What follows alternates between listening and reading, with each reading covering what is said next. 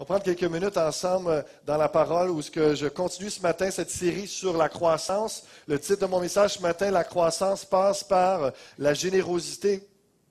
Et je suis un peu seul ce matin. Pasteur Serge est en vacances avec son épouse et puis Pasteur Gilles est à l'extérieur en train de prêcher la parole de Dieu, soutenant une église en implantation. Mais sachez que la semaine prochaine, Pasteur Serge va continuer cette série et moi par la suite, peut-être 2 autres messages pour conclure cette série sur la croissance où on parle réellement de l'importance, parce que le sens de la croissance, le sens de la croix, c'est que les gens soient sauvés. Donc, que l'Église grandisse avec des nouvelles âmes et que ceux qui sont là, vous, ce matin, vous êtes là et que chaque semaine, vous revenez être nourris de la parole de Dieu, c'est que vous soyez formés comme des disciples et que vous grandissiez spirituellement à la stature parfaite de Christ. Donc, la série Croissance touche autant pour les âmes sauvées que d'établir la vision, le principe, comment Dieu établit les choses pour que l'Église fusion soit en croissance autant numérique que spirituelle. On est toujours appelé à progresser, à aller de l'avant dans notre foi. Et je vous encourage, au travers de cette série et des dernières semaines, qu'il reste dans ces messages. Posez-vous la question, qu'est-ce que je vais faire cette année pour progresser dans ma foi? Est-ce que j'ai le même niveau de foi et que l'année passée? Est-ce que je sens que je progresse? Est-ce que je fais les efforts ou je pose les gestes précis pour progresser? Tellement important dans votre rôle de mari et femme, vous êtes appelé à progresser dans votre rôle d'ouvrier, de travailleur, d'enfants de Dieu, dans tous les aspects, parents, on est appelé à progresser et je crois que le Seigneur peut réellement nous aider au travers de sa parole et du Saint-Esprit à croître. Amen. Donc, c'est vraiment un désir. Et ce matin, le message de la croissance passe par la générosité. Et j'aimerais qu'on entre dans Nombre chapitre 11, qui va être un lien, avant d'entrer directement dans le message que j'ai pour ce matin, cette introduction fait un lien entre le message de la semaine passée, où le message parlait de Iod, de comment Dieu nous implique dans la croissance en identifiant, ordonnant et déployant nos forces dans l'Église. Et il y avait ce texte qui fait bien le parallèle entre le message de la semaine passée et celui de ce matin. Et on va plonger dans ce texte. Vous pouvez regarder à l'écran ou sinon suivre dans votre Bible. Nombre chapitre 11, verset 14. Et c'est le contexte rapidement. C'est Moïse qui parle à Dieu, qui est en train de prier, parce que là, le peuple est tanné d'être dans le désert déjà, ça ne fait pas tellement longtemps, mais ils sont tannés de manger de la manne et là, ils veulent la viande. Et là, ils critiquent, ils murmurent envers Moïse, ils murmurent contre Dieu. Et là, il dit, je ne puis pas, Moïse qui dit ça à Dieu, je ne puis pas, à moi seul, porter tout ce peuple car il est trop pesant pour moi. Plutôt que de me traiter ainsi, tue-moi. Vous comprenez l'intensité d'où il était, Moïse, là? Hein, c'était pas rien, là. Je te prie, si j'ai trouvé grâce à tes yeux et que je ne vois pas mon malheur. L'Éternel dit à Moïse, assemble auprès de moi 70 hommes, des anciens d'Israël, de ceux que tu connais comme anciens du peuple et ayant autorité sur lui. Emmène-les à la tente d'assignation et qu'ils s'y présentent avec toi. Je descendrai et là je te parlerai, je prendrai de l'esprit qui est sur toi et je le mettrai sur eux, afin qu'ils portent avec toi la charge du peuple et que tu ne la portes pas à toi seul. Au verset 24, là, ça prend place. Moïse sortit et rapporta au peuple les paroles de l'Éternel. Il assembla 70 hommes des anciens du peuple et il les plaça autour de la tente. L'Éternel descendit dans la nuée et parla à Moïse. Il prit de l'esprit qui était sur lui et l'a mis sur les 70 anciens. Et dès que l'esprit reposa sur eux, ils prophétisèrent, mais ils ne continuèrent pas. Au verset 26, il y eut 2 hommes. L'un appelé Eldad et l'autre Médad, qui étaient restés dans le camp et sur lesquels l'Esprit reposa, car ils étaient parmi les inscrits. Quoiqu'ils ne fussent point allés à la tente, ils prophétisèrent dans le camp. Quand même assez spécial. Il y a vraiment l'Esprit de Dieu qui se manifeste et les gens sont saisis, sont touchés, ils prophétisent, un peu comme ça peut prendre place lorsqu'on est baptisé dans l'Esprit. Et là, il se passe ça. Mais il y a 2 gars, eux autres qui ne sont pas venus, ils n'ont pas répondu à l'appel, ils sont restés dans leur tente. Je ne sais pas ce qu'ils faisaient, mais ils restaient là, mais l'Esprit quand même les saisit parce qu'ils faisaient partie des inscrits des 70. C'est vraiment saisissant. Et là, c'est là qu'il prend place. Mais comprenez pourquoi je vous dis ça ce matin. Un jeune garçon courut l'annoncer à Moïse et dit, Eldad et Médad prophétisent dans le camp. Et Josué, fils de Nun, serviteur de Moïse depuis sa jeunesse, prit la parole et dit, Moïse, mon Seigneur, empêche-les. Moïse lui répondit, es-tu jaloux pour moi? Puisse tout le peuple de l'Éternel être composé de prophètes et veuille l'Éternel mettre son esprit sur eux. on voit ici l'importance de, comme on a parlé la semaine passée, d'ordonner et puis de déployer nos forces. Il y a une autorité, il y a des gens, des ouvriers que Dieu place et on est béni ici à l'Église Fusion de voir le comité pastoral, le CA, les différents responsables. Dieu a envoyé ces 70 anciens, ces gens qui sont là et de comprendre que notre cœur ici, dans la direction de l'Église, et je prie que ce soit le même cœur dans chaque membre, c'est un cœur de générosité. Pour une multiplication, ça prend de multiples leaders qui ont l'Esprit de Dieu et la même vision que le leader principal. Il faut être généreux et espérer que tous soient équipés spirituellement. Notre vision ici, ce n'est pas de dire que hey, moi je l'ai l'affaire, j'ai mon ministère, là, qu'il n'y ait pas personne d'autre qui touche à ça, qu'il n'y ait pas personne d'autre. Non, notre cœur, c'est, Seigneur, si tu m'as donné des dons, je veux que ça se déverse, que ça se communique, que ma coupe déborde sur les gens autour de moi hein, et que réellement, il y ait une multiplication d'ouvriers. Que, Seigneur, tu m'as donné le don de la vie éternelle en Jésus-Christ. Je veux que ma coupe déborde et que d'autres reçoivent la vie éternelle par ma vie, mon témoignage, et que de plus en plus de gens soient sauvés. Seigneur, tu m'as donné un don pour chanter, je veux le communiquer, aider les autres à exercer, un don pour la musique, un don avec les enfants, peu importe quoi. Et c'est vraiment ça, l'esprit du texte, le cœur et la vision de notre leadership de Seigneur, tu as placé des gens dans cette Église, merci Seigneur pour eux. Mais ça ne s'arrête pas à nous, ça ne s'arrête pas à eux. On veut vraiment qu'il y ait une multiplication et que tant mieux s'il y a des gens doués dans toutes sortes de ministères, tant mieux si l'Esprit de Dieu touche tous les membres ici dans cette Église et qu'il vous utilise pleinement pour porter du fruit, édifier les gens, emmener des âmes au Seigneur. Amen, c'est vraiment ça. Le cœur, la dimension de la générosité qui est là. La croissance passe par la générosité à ce que tous reçoivent du Seigneur et exercent leurs dons. Donc, c'est vraiment le résumé du message de la semaine passée et le lien avec le message de ce matin sur la générosité, où on va évidemment y aller un petit peu plus pointu sur la générosité parce que ça touche bien des aspects. On va regarder ça. Mais c'est saisissant, juste dans le livre des Nombres, où vous vous rappelez, la semaine passée, je vous dessinais un peu le portrait, comment est-ce que je vois le parallèle extrêmement intéressant entre le peuple de Dieu qui est dans le désert, qui pèlerine, qui chemine, qui progresse dans leur foi, qui est, comme plusieurs commentaires le disent, et que moi, je vois vraiment le beau parallèle entre, c'est l'Église dans le désert, la première Église, et l'Église du Nouveau Testament. On tire des principes entre les deux. Et dans Nombre 5, 6, 7, 8, le chapitre 15, le chapitre 18, le chapitre 23, le chapitre 28, 29 et 31, ça parle des offrandes. Ça parle de la générosité. Et combien c'est essentiel de penser que dans l'idée d'une croissance, il faut penser que l'importance de la générosité, c'est essentiel. Et ces chapitres nous parlent de générosité dans la reconnaissance. Il y a toutes sortes de façons. Et je vais en parler en quelques instants, mais la croissance passe aussi par la générosité dans les offrandes. Il y a différentes sortes d'offrandes, évidemment financières. Il y a des offrandes personnelles où on parle d'offrandes de soi, de se donner nous-mêmes.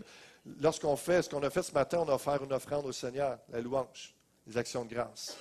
Et c'est un sacrifice de bonne odeur que Dieu agrée. L'entraide lorsque vous entraidez.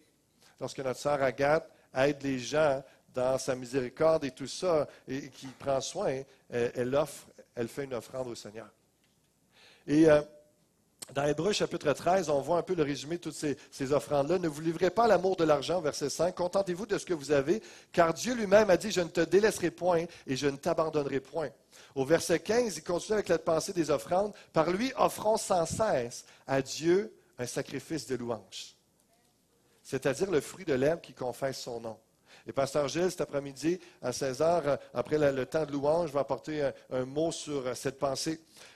Et n'oubliez pas la bienfaisance et la libéralité, car c'est à de tels sacrifices que Dieu prend plaisir.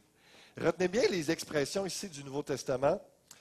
Sacrifice de louange, le sacrifice que Dieu prend plaisir, parce qu'on va faire un parallèle avec l'aspect qu'ils offraient des bêtes, des animaux dans l'Ancien Testament, et c'était pour le grand plaisir de Dieu, c'était une offrande de bonne odeur. On va faire un parallèle tantôt, et c'est pour ça que les expressions sont là. Lorsqu'on offre une louange, c'est quelque chose comme un sacrifice, une bête qui brûle et qui est une bonne odeur pour le Seigneur, et la bienfaisance, la libéralité, qui parle de l'entraide et de l'aide financière. Je ne sais pas vous, mais moi, j'ai expérimenté 4 éléments qui procurent la joie, et on les voit dans la Bible. Une prière exaucée. Lorsque vous priez pour quelqu'un ou quelque chose et qu'il y a une réponse, ça procure la joie, on est motivé et on en parle. Lorsqu'on sème l'Évangile, on parle de Jésus à quelqu'un, même s'il n'accepte pas le Seigneur tout de suite, on est motivé. Il y a quelque chose qui nous excite à l'intérieur dans notre esprit, puis il y a une joie de partager, de semer l'Évangile. Lorsqu'on aide quelqu'un dans le besoin, on voit réellement qu'on a été utile et qu'on a aidé un frère, ça procure une joie. Et la même chose lorsqu'on fait une offrande pour soutenir la cause de l'Évangile. Depuis l'âge de 16 ans que je travaille et que je donne, il n'y a pas une semaine que j'ai passé à côté de cette occasion-là, d'aussi loin que je me rappelle, que je connaisse, et depuis que je suis marié, c'est la même chose. Il n'y a pas une semaine qu'on a hésité à donner parce qu'il y avait toujours une joie reliée à ça. Il y a toujours une joie de dire, je peux faire la différence spirituellement et concrètement au travers de cette offrande financière-là dans l'Église. Et c'est pour ça que le don, il y a plus de bonheur à donner qu'à recevoir. La parole de Dieu nous dit. Mais c'est pour ça que je vous parle des offrandes, de la générosité ce matin, parce que la croissance va passer par la générosité qui va augmenter par une manifestation de joie au travers de nos vies. Donc, c'est pour cette joie-là que je veux qu'on vive de plus en plus, et comme on le voit dans les Écritures, offrande financière et personnelle, je veux m'arrêter à cela ce matin. Bill Hybels, qui est un des pasteurs d'une des très grandes églises aux États-Unis, a dit « Sois aussi théologique que tu veux être, l'Église n'atteindra jamais son plein potentiel jusqu'à ce qu'une rivière de sources financières commence à couler dans cette direction. » Et on voit que la générosité financière est essentielle dans la croissance. Il a écrit ça. Et Matthieu 6, Jésus a dit, « Car là où est ton trésor, là aussi sera ton cœur. » C'est pourquoi il y a certains qui donnent à l'Église, leur trésor est dans le ciel, leur trésor, leur motivation, et ça vient de là. Et quelques commentaires, je trouvais ça intéressant. Si votre argent est dans un coffre-fort, c'est aussi là que se trouve votre cœur et vos désirs. Si votre trésor est au ciel, tout votre intérêt se portera là-haut. C'est le théologien MacDonald qui va dire ça. Et Hale va dire, deux raisons expliquent pourquoi il est insensé d'amasser des trésors sur terre. Premièrement, ils périront. Deuxièmement, ça c'est selon le contexte de Matthieu chapitre 6. Deuxièmement, ils nous enchaîneront.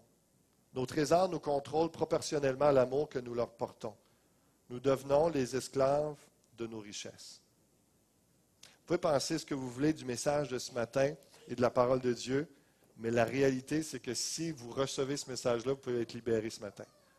De l'obnubilation, de posséder des richesses et de garder les choses pour vous-même au lieu d'aller vraiment entrer dans le plan de Dieu, de vivre cette joie-là et cette bénédiction-là de s'aimer pour l'Évangile des âmes sauvées pour l'éternité. Il y a Aubrey Malphurs, qui est un spécialiste dans des églises qui aide depuis de nombreuses années avec son ministère, les églises à prendre place, à se former, à grandir. Et puis, il mentionne qu'il y a une personne sur trois qui ne donne rien à l'Église en général.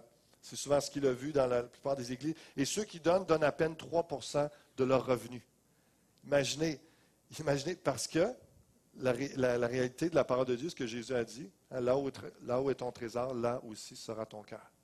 Et si toute notre pensée de la semaine, toutes nos pensées sont focusées sur bon, je vais gagner tant, qu'est-ce que je vais faire avec, je ne vais pas enfin me payer telle chose, et que le Seigneur et l'Église n'est pas dans ces pensées-là, bien, c'est certain que ces gens-là vont entrer dans les statistiques que je vous parle ce matin. Il y a un théologien qui dit, Brian, qui dit, Dieu ne veut pas que ses enfants se sentent chez eux sur la terre. Ils sont appelés à y être des étrangers et des pèlerins, cherchant une meilleure patrie, celle qui est céleste, comme on voit dans Hébreux 11. Si nos possessions détournent nos yeux de cet espoir, elles sont pour nous un grave danger. On revient dans le livre des Nombres, au chapitre 7, et c'est de là que ce message est inspiré. On va voir le parallèle avec les Actes encore, l'Église du Nouveau Testament, l'Église qui était naissante avec le déversement du Saint-Esprit. Lorsque Moïse eut achevé de dresser le tabernacle, la maison, la tente d'assignation, la maison du Seigneur, il l'oignit et les sanctifia avec tous ses ustensiles. De même que l'autel avec tous ses ustensiles, il les oignit et les sanctifia. Alors les princes d'Israël, chefs des maisons de leur père, présentèrent leur offrande. C'étaient les princes des tribus, ceux qui avaient présidé au dénombrement. Ils amenèrent leur offrande devant l'Éternel, 6 chars en forme de litière et 12 bœufs, soit un char pour 2 princes et un bœuf pour chaque prince, et les offrirent devant le tabernacle. Juste une petite parenthèse, ceux qui se demandent c'est quoi une litière, c'est pas rien à voir avec vos chats.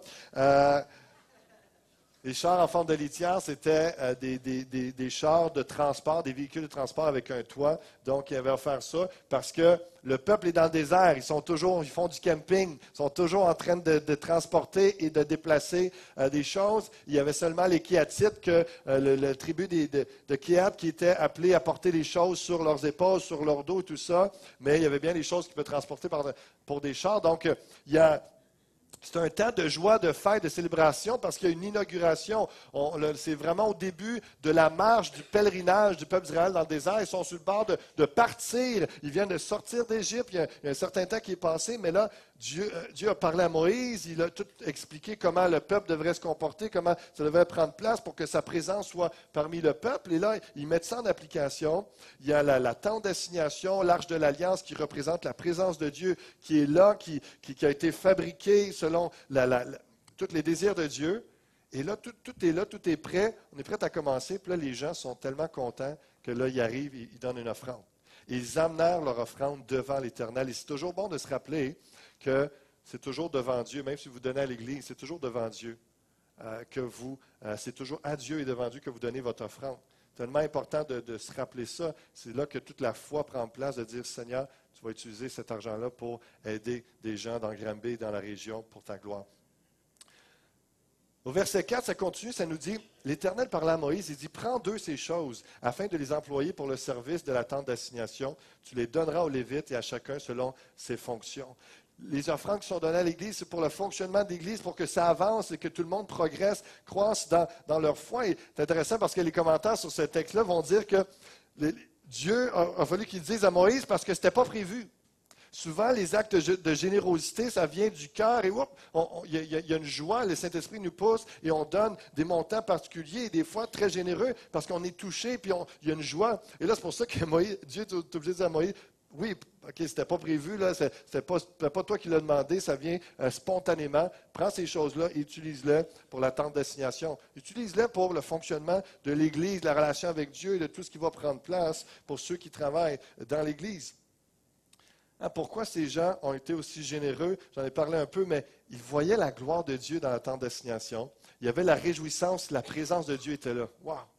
Moi, je veux juste exprimer ma joie, ma reconnaissance. Je veux donner à ce qui prend place. Je vois la gloire de Dieu. Moïse avait été sur la montagne, redescend, ils l'ont entendu parler. C'était puissant. Et il se réjouissait du pèlerinage qu'il vivait parce qu'il s'en allait vers la terre promise. Lorsqu'on donne à l'Église Fusion, c'est avec sa joie, l'espérance, la vie éternelle. Vous voir, Seigneur, on donne, je peux participer à ton royaume ici sur terre qui s'étend par l'Évangile en attendant d'être dans la terre promise, dans la vie éternelle. Il y a cette joie-là et c'est avec cette motivation-là qu'on donne. Et évidemment, il donnait aussi avec reconnaissance parce que ce qu'il y a devant nous n'est pas mal plus excitant que ce qui est derrière. Derrière, c'était l'Égypte, c'était l'esclavage. Et là, ils étaient dans leur délivrance, comme on a été délivrés, pardonnés nos péchés de tout esclavage en Jésus-Christ. Et là, on donne parce qu'on se réjouit et on veut que d'autres goûtent à cela et on s'en va vers la terre promise. C'est vraiment ça, dans cette pensée de... On donne avec foi. Merci Seigneur pour l'unité, pour la fusion. Il y a tellement de gens depuis des années qui priaient pour ça. Là, au lieu de parler de division, on parle de fusion, on parle d'unité. Seigneur, moi je veux donner avec reconnaissance pour ça. Et ce que je fais à chaque semaine, Seigneur, c'est glorieux ce que tu es en train de faire ici. Je te remercie pour ça. Je donne pour soutenir cette œuvre que tu es en train de faire. La gloire de Dieu dans l'Église. Ce matin, la gloire de Dieu s'est manifestée dans le temps de louange. J'ai été béni. On a vraiment eu un bon temps et régulièrement, on a ces temps particuliers dans la présence de Dieu ensemble en Église. On donne pour voir des âmes sauvées, on donne pour aider à la formation de disciples. Sans ces dons-là, on ne peut pas former comme ça se fait en ce moment autant de gens à chaque semaine. Des vies restaurées, transformées, des gens qui entrent dans ce que Dieu, dans leur destinée que Dieu a pour eux.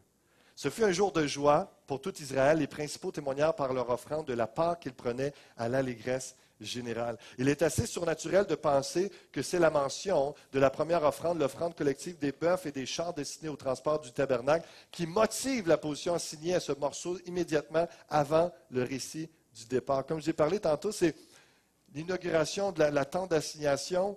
Et là, il y a une générosité qui se manifeste. Et c'est comme nous, avant même de penser que l'Église va entrer encore dans plus que de ce que Dieu a pour nous, et dans cette croissance autant numérique que spirituelle, il faut saisir que la générosité doit devancer et doit accompagner cette croissance-là, qu'on est impliqué. La semaine passée, Dieu nous disait, Dieu nous implique, il nous implique dans la croissance avec vos dons spirituels, avec vos dons naturels, ce qu'il vous donne. L'Église va grandir avec vous. Grâce à vous, grâce à l'onction que Dieu vous a donnée. Et ce matin, Dieu nous dit, à moi comme à vous, c'est avec votre générosité que l'Église va continuer d'avancer. On a besoin de chacun d'entre vous. Et vous vous rappelez, j'ai déjà parlé dans le dernier message, l'Église de Jérusalem, dans la Pentecôte. Après la Pentecôte est passée de 120 personnes à 3120 personnes en un jour. Une journée. Imagine le boom de croissance. Et ça a été tout un changement pour eux. Imaginez, ils étaient un petit groupe, 120 personnes qui priaient. C'était beau, il y avait une belle intimité, tout le monde se connaissait. Et là, tout d'un coup, 3000 âmes sont sauvées après la prédication de l'apôtre Pierre. Méchant changement. Méchant changement. Et puis, beau changement, vous comprenez l'expression. Mais quelque chose de glorieux, surnaturel qui prend place. Et là, ils ont les moments qui continuent à se rassembler au temple, qui était la réunion publique, comme nous, on dirait à l'église, on se rejoint à l'église ici dans cette bâtisse, la réunion publique, mais pour pallier aux besoins de dire, mais là, il y a tellement de monde, on ne se connaît plus, comment on peut connaître les besoins, etc. Les petits groupes, il y avait des groupes maisons, ils allaient prier dans les maisons, ils allaient manger dans les maisons. C'est comme ça qu'il y avait personne qui pouvait se dire, ah ben là, c'est plate, je connais personne, j'ai de la misère à m'intégrer, etc.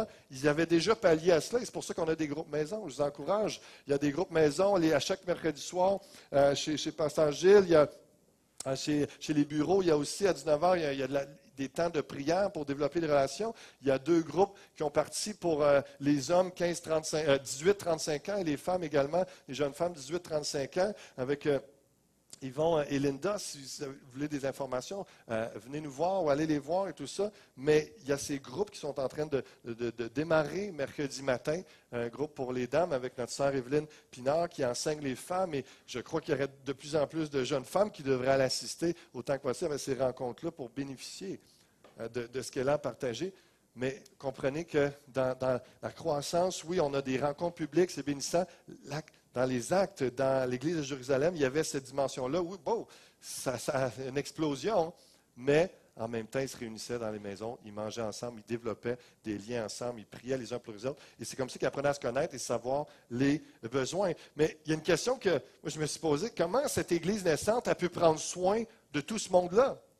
Ils sont 120, ils sont organisés pour un petit groupe, et puis ils sont habitués à leur affaire. Puis là, 3000 personnes. Ce n'est pas tout du monde qui savent qui est Jésus exactement, et ce n'est pas tout du monde qui sont tous bien nantis, etc. Donc, vraiment, il y avait cette réalité-là qui les frappait. Qu'est-ce qu'on va faire? Comment ça va prendre place? Acte 2, verset 41, qu'est-ce qui se passe? Ceux qui acceptèrent sa parole furent baptisés, et en ce jour-là, le nombre des disciples s'augmenta d'environ 3000 âmes. Ils persévéraient dans l'enseignement des apôtres, dans la communion fraternelle, dans la fraction du pain et dans les prières. La crainte s'emparait de chacun. Il se faisait beaucoup de prodiges et de miracles par les apôtres. Seigneur, qu'il y ait plus de prodiges et de miracles, on veut craindre ton nom. Tous ceux qui croyaient étaient dans le même lieu, ils avaient tout en commun. Ils vendaient leurs propriétés et leurs biens et ils en partageaient le produit entre tous selon les besoins de chacun. Vous savez, souvent, on pensait, ce texte-là disait, on va faire une commune, etc. Ce n'est pas ça que ce texte-là nous dit. C'est que, parce que de toute façon, la preuve, c'est qu'ils vendaient leurs propriétés et leurs biens, et puis, donc, ils partageaient le produit entre tous. Ça ne dit pas qu'ils habitaient tout d'un coup dans le même lieu, puis etc. Mais c'est que comprenez qu'il y a des gens qui avaient plusieurs maisons, il y a plusieurs terrains, il y a des biens, comme aujourd'hui, il y a plein de richesses qu'on a, qu'on n'a pas besoin de garder pour nous, pour une pourriture sur cette terre ou juste pour se sentir mieux, d'avoir énormément plus de choses. Il y a des choses que lorsqu'on est touché par Dieu, de dire, j'ai pas besoin de ça, je peux le vendre, je peux le donner, je peux le partager, le produit entre tous selon les besoins de chacun. Mais encore une fois, comprenez, le Saint-Esprit se déverse, les âmes sont sauvées, les gens sont dans la joie, les gens sont touchés. Et qu'est-ce qui se passe? Les gens donnent. Il y a une générosité, il y a des besoins qui se manifestent tout d'un coup. Bang, 3000 personnes, il y a plein de gens qui sont dans le besoin, mais les gens se mettent à donner, et puis tout le monde, il y a un esprit communautaire de famille qui se développe tout de suite. Et est-ce que c'était les plus riches, les plus zélés? Non, c'est tous ceux qui croyaient. Pas seulement les riches et les zélés, c'était tous ceux qui avaient la foi, qui étaient remplis de l'Esprit, qui avaient été saisis par ce qui prenait place. Et c'était même des nouveaux. Moi, je prie pour le miracle des gens qui viennent entrer dans le royaume de Dieu, qui ne comprennent pas tout, mais qui sont déjà interpellés à se dire, moi, je veux semer, je veux aider financièrement parce que j'ai les moyens, je peux. Et c'est tellement beau ce qui prend place. Et non d'attendre 6 mois, 1 an, 2 ans, on leur explique la dîme, les offrandes. Non, qu'il y ait de quoi de spirituel, que ce soit au-delà de juste un élément humain ou naturel. On voit dans Acte 4, versets 32-37, dans Acte 5, dans Acte 6, ça nous parle de générosité. Acte 6, envers les veuves, les gens dans le besoin, tout était là. Et j'ai vu dans les nouvelles samedi, donc hier après-midi, il y avait des milliers de manifestants dont bon nombre d'étudiants ont protesté contre l'austérité et l'économie du pétrole samedi après-midi au centre-ville de Montréal. Et dans les prochaines semaines, après cette série, il y a une série sur les finances générales en dehors des dîmes et offrandes et la réponse de Dieu à l'austérité. Qu'est-ce que Dieu pense de l'austérité? Il y a quelque chose que Dieu a placé dans mon cœur, donner une parole là-dessus. C'est quelque chose depuis des mois et des mois, on entend parler un peu partout en politique et dans les nouvelles, l'austérité, puis là, les gens manifestent.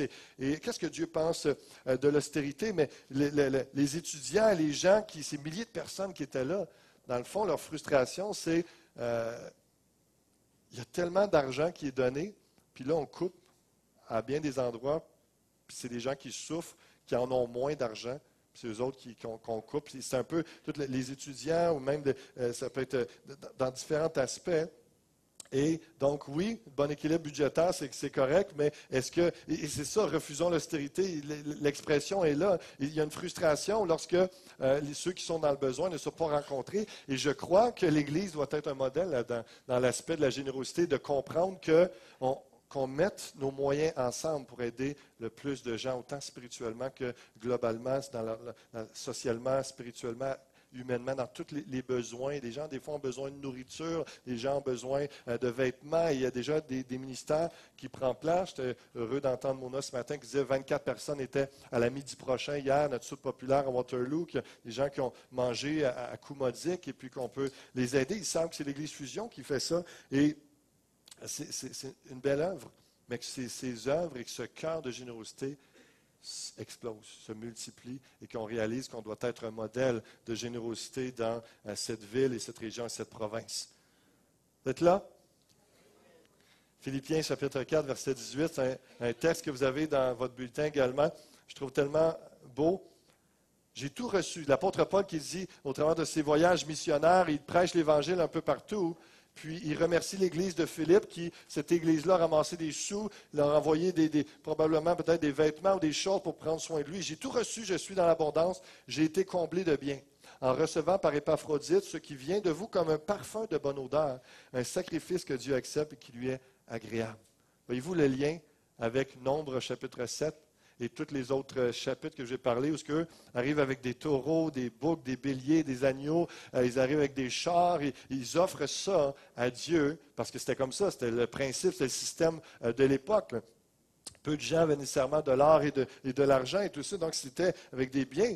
Mais nous, on n'a pas grand agriculteur parmi nous. Il n'y a pas grand monde qui ont des béliers, des moutons, des choses que. Et si vous n'avez, ne les apportez pas. On ne saura pas quoi en faire.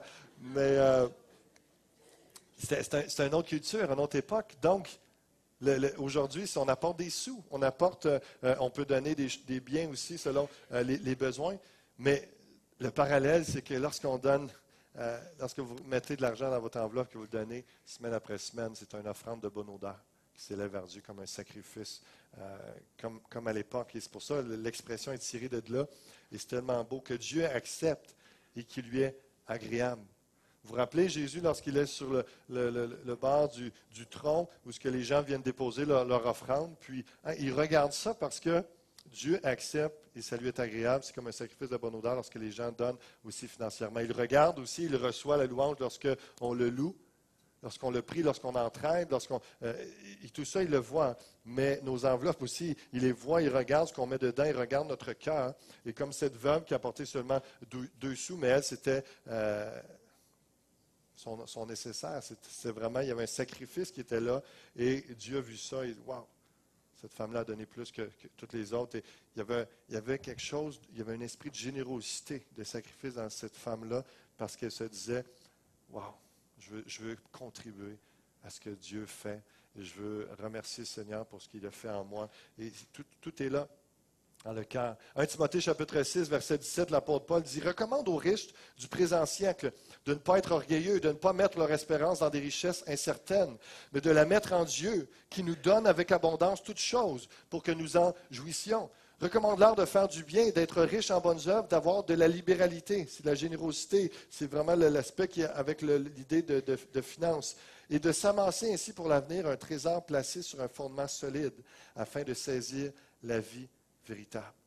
À la différence de nos placements à la bourse, où ce que là, tout peut s'effondrer, lorsqu'on donne à l'Église, on donne au Seigneur pour les ministères chrétiens, si on donne au royaume de Dieu, c'est inébranlable.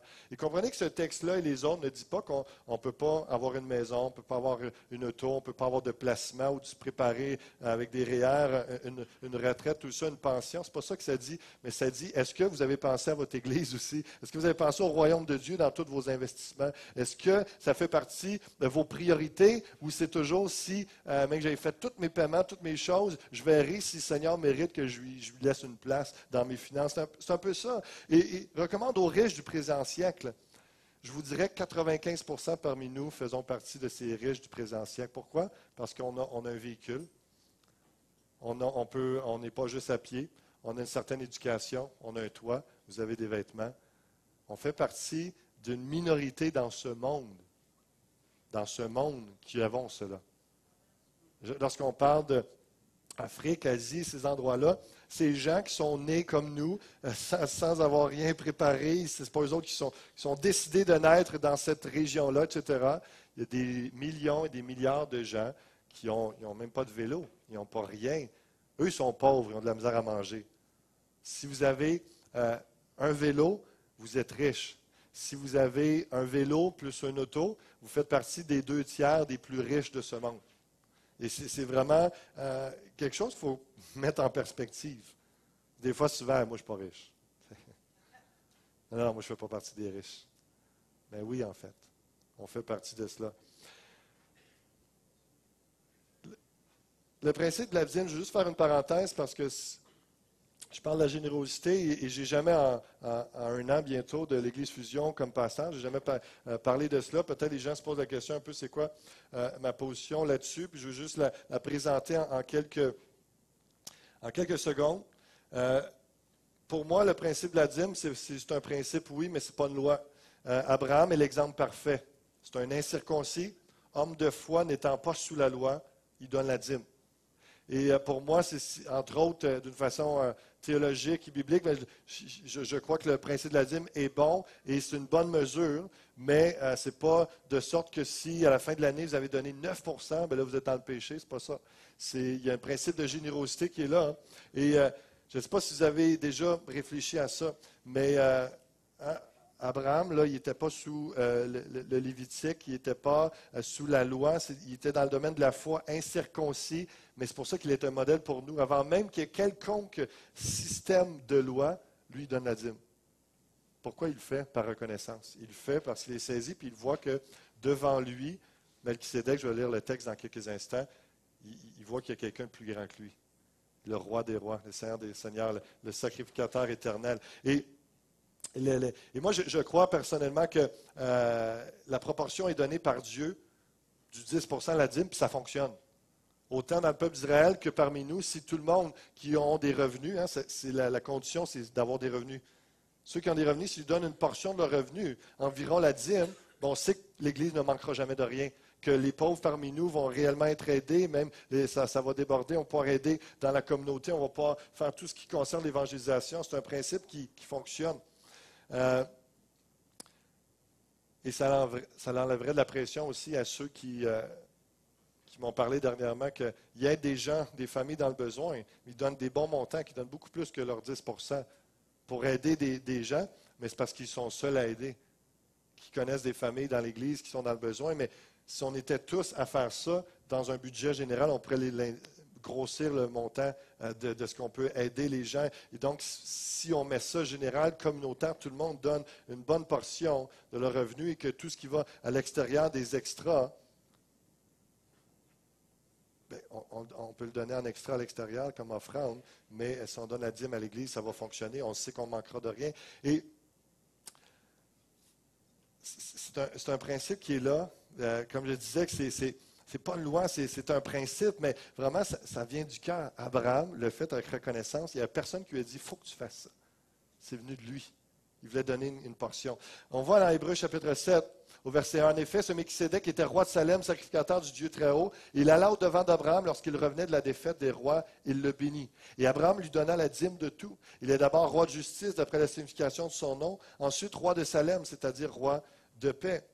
Il est sans père, sans mère, sans généalogie. Il n'a ni commencement, ni commencement de jour, ni fin de vie, mais il est rendu semblable au Fils de Dieu. Ce Melchisédek demeure sacrificateur à perpétuité.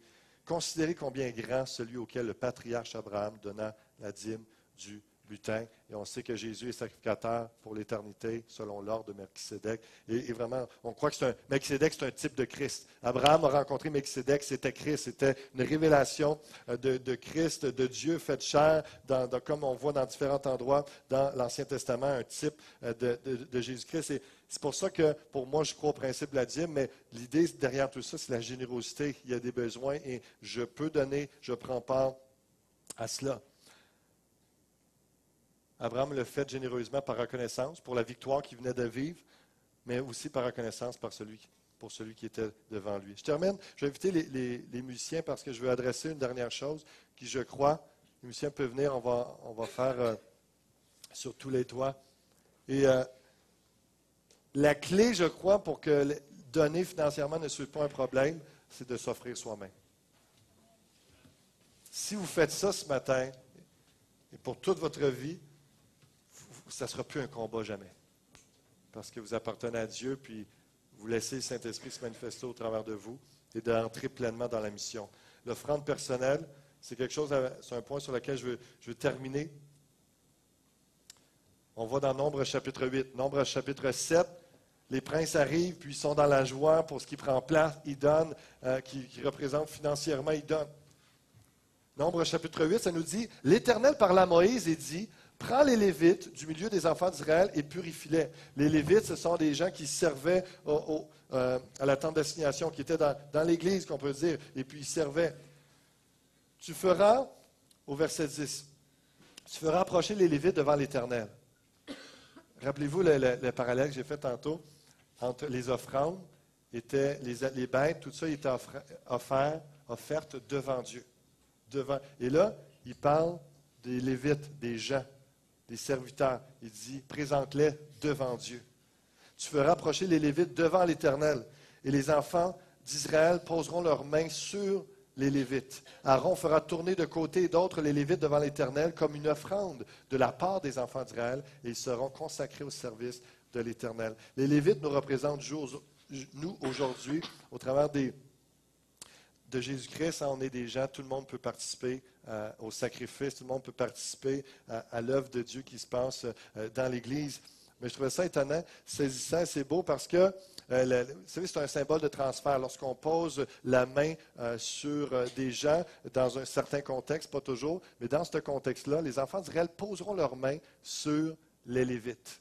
Pour dire qu'on s'associe, Seigneur, les Lévites vont être offerts, mais Seigneur, on s'offre à toi au travers d'eux. Et on te donne une partie de nous-mêmes au travers d'eux. Il y a cette dynamique qui est là, intéressante. Et les Lévites devant l'Éternel comme une offrande de la part des enfants d'Israël. Au verset 12, ça continue en disant, « Les Lévites poseront leurs mains sur la tête des taureaux, et tu offriras l'un en sacrifice d'expiation. » Et je ne sais pas si vous avez déjà vu le film La Nativité. On voit à un moment donné Hérode, qui est un très bon film d'ailleurs, je vous recommande. C'est vraiment bien fait, autant pour les enfants que les adultes. Et on voit Hérode, à un moment donné, il prend le taureau par les cornes, littéralement, et ça cote la tête comme ça, et c'est en expiation, c'est-à-dire que les péchés qui étaient sur Hérode, et c'est le même principe, ça vient de ces textes-là, les péchés qui étaient sur Hérode sont transférés sur la bête, et là, il tuait la bête, donc le châtiment, justice était rendu, pardon des péchés était donné. C'est pour ça que lorsqu'on place notre foi en Jésus-Christ, ce matin, vous pouvez le faire si vous ne l'avez jamais fait. Lorsqu'on place notre foi en Jésus-Christ, c'est un symbole de transfert. Les péchés qui sont sur moi, et j'ai besoin de ton pardon, Seigneur Dieu, je place ma foi en toi pour que mes péchés soient sur toi comme il te les a portés à la croix. Le châtiment tombe sur lui. Il est mort, c'est déjà réglé. Et dans la foi, il y a ce transfert-là qui prend place et on est pardonné totalement une fois pour toutes. C'est ça qui est beau. On n'a pas besoin de refaire un autre sacrifice la semaine prochaine. On continue dans la reconnaissance et dans la louange, dans notre foi en Jésus-Christ. Et donc, les Lévites font ça. Tu feras tenir les Lévites debout devant Aaron et devant ses fils, et tu les feras tourner de côté et d'autre comme une offrande à l'Éternel.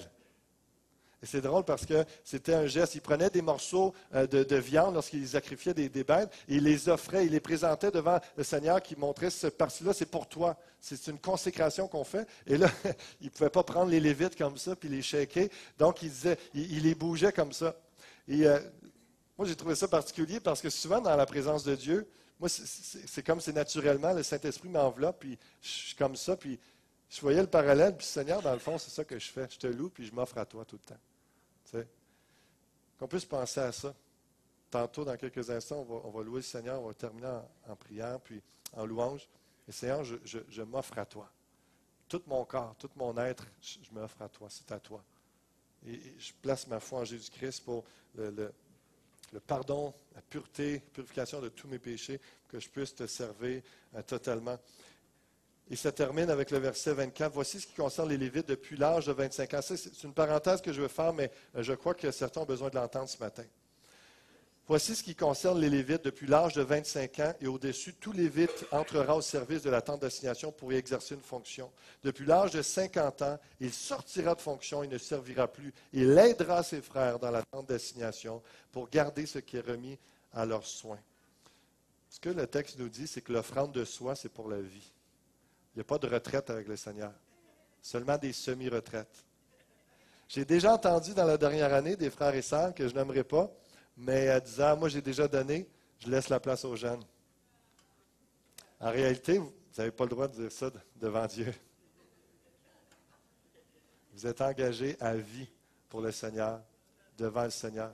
La différence, c'est que lorsque vous arrivez à un certain âge, pour les Lévites, c'était 50 ans, mais lorsque vous arrivez à un certain âge, vous voyez que vous n'avez plus la même énergie pour être au front, puis diriger, etc., mais vous mettez de côté, vous laissez un plus jeune prendre place, mais vous le secondez, vous le supportez, vous êtes avec lui.